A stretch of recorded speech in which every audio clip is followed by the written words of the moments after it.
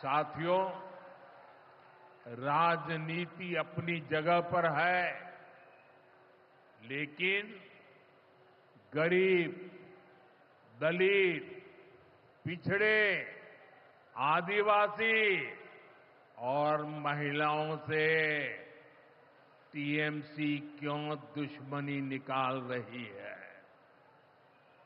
पश्चिम बंगाल के गरीब, SC, ST, OBC के लिए जो भी योजनाएं देश में चल रही है, उनमें से बहुत सारी योजनाएं यहां लागू ही नहीं होने दी जा रही है। पूरे देश में करोड़ों लोगों को आयुष्मान योजना के तहत मुफ्त इलाज मिल चुका है, लेकिन मुझे दुख के साथ कहना पड़ रहा है, इसका फायदा पश्चिम बंगाल के मेरे भाई बहनों को नहीं मिल रहा।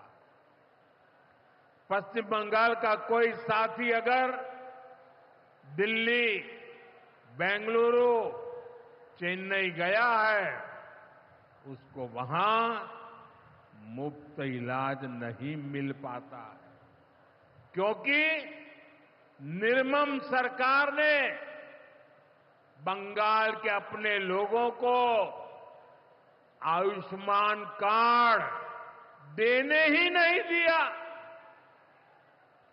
आज देश भर में 70 वर्ष से ऊपर के बुजुर्गों को 5 लाख रुपए तक मुफ्त इलाज की सुविधा मिल रही है।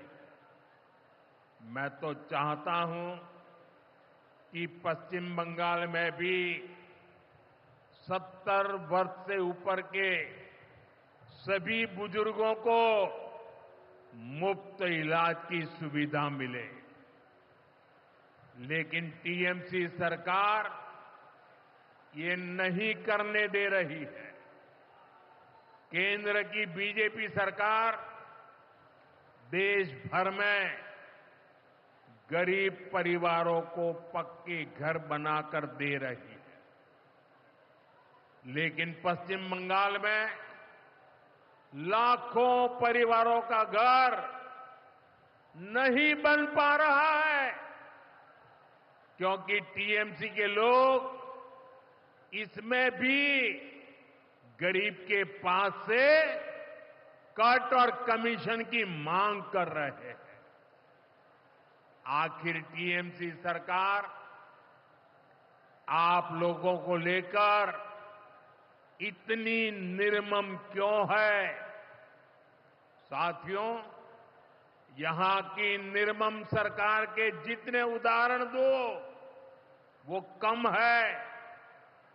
पश्चिम बंगाल में बहुत बड़ी संख्या में हमारे विश्वकर्मा भाई बहन हैं। ये लोग हाथ के हुनर से अनेक प्रकार के काम करते हैं। इनके लिए पहली बार भाजपा सरकार विश्वकर्मा योजना लाई है। इसके तहत देश के लाखों लोगों को ट्रेनिंग मिली है, पैसा मिला है, नए टूल मिले हैं, आसान ऋण मिला है, लेकिन पश्चिम बंगाल में 8 लाख एप्लीकेशन अभी भी लटकी पड़ी है। निर्मम सरकार उस पर बैठ गई है, क्योंकि टीएमसी सरकार इस योजना को भी लागू नहीं कर रही है। साथियों, टीएमसी सरकार की मेरे आदिवासी भाई बहनों से भी दुश्मनी कुछ कम नहीं है।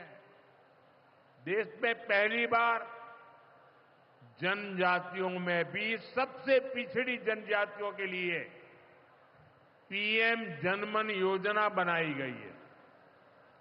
पश्चिम बंगाल में बहुत बड़ा आदिवासी समाज है। टीएमसी सरकार गरीब आदिवासियों का विकास भी नहीं होने दे रही है। उसने पीएम जनधन योजना को यहां लागू नहीं किया। टीएमसी हमारे आदिवासी समाज को भी वंचित ही रखना चाहती है। साथियों, टीएमसी को आदिवासी समाज के सम्मान की परवाह नहीं है। 2022 में जब एनडीए ने एक आदिवासी महिला को राष्ट्रपति उम्मीदवार बनाया तो सबसे पहले विरोध करने वाली पार्टी टीएमसी थी।